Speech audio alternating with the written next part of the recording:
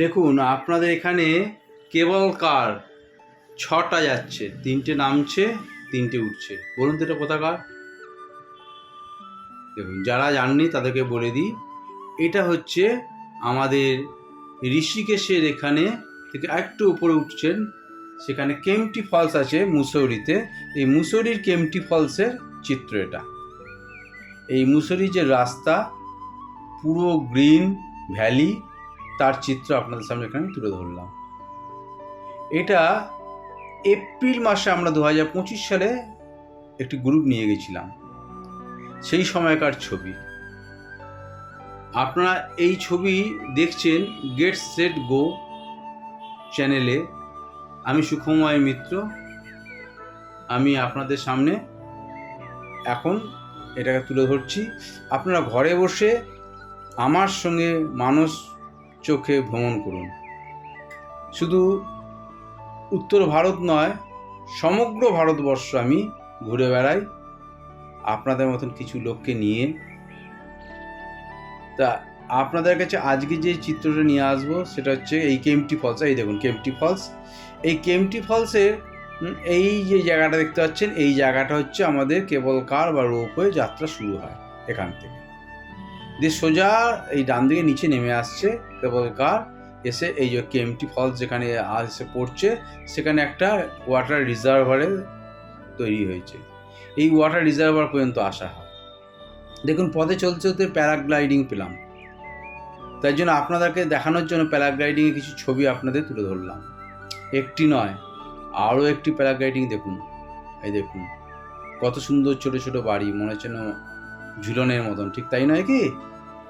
যে সুন্দর কেউ যেন বসিয়ে দিয়েছে প্রকৃতির বুকে।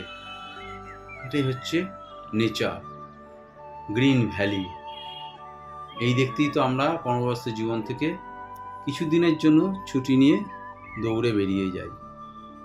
এটাও আমাদের একটা অক্সিজেন।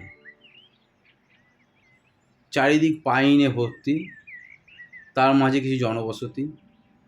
কেননা মসৌরি থেকে দেরাদুনটাকে ঠিক এরকমই লাগে, যে নিচে বোধহয় ঘরগুলোকেও সাজিয়ে রেখেছে।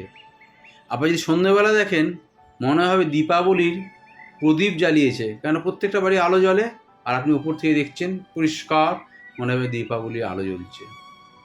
তাই নিচটা আমরা যেটা দেখছি সেটা হচ্ছে দেরাদুন। আমরা আছি এখন মসৌরিতে। এই মসৌরির পথের কিছু মুহূর্তের ছবি আপনাদের এখানে তুলে ধরছি। রাস্তা কিন্তু ঝাঁ চকচকে, কেন গাড়ি যা গতিবেগে ছুটবে, আমাদের এনএইচের মতন গাড়ি ছুটবে। সমতল ভূমি না পাহাড় আপনি বুঝবেন না, এতটাই সুন্দর রাস্তা। আপনি মানুষ চোখে ঘরে বসে চা খেতে খেতে বা কফি খেতে খেতে আমাদের সঙ্গে থাকুন, দেখুন। কেননা আমি প্রত্যেক সপ্তাহে আপনাদেরকে কিছু না কিছু এরকম উপহার অর্ঘ্য সাজিয়ে নিয়ে আসবো, দেব।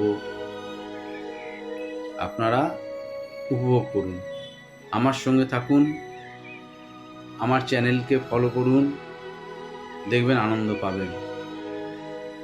কেননা আমি আপনাদেরকে অমরনাথ দেখাবো, কেদারনাথ দেখাবো, গঙ্গোত্রী দেখাবো, আবার কন্যাকুমারী দেখাবো, লাদাখও নিয়ে যাব।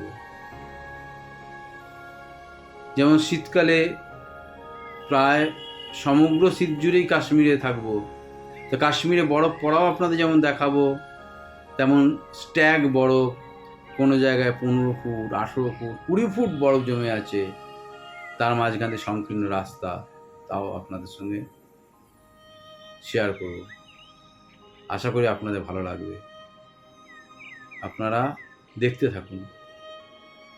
দেখুন বেশ কিছু ফলের গাছ এই মাঝখানে আমাদের চোখের সামনে থেকে চলে গেল।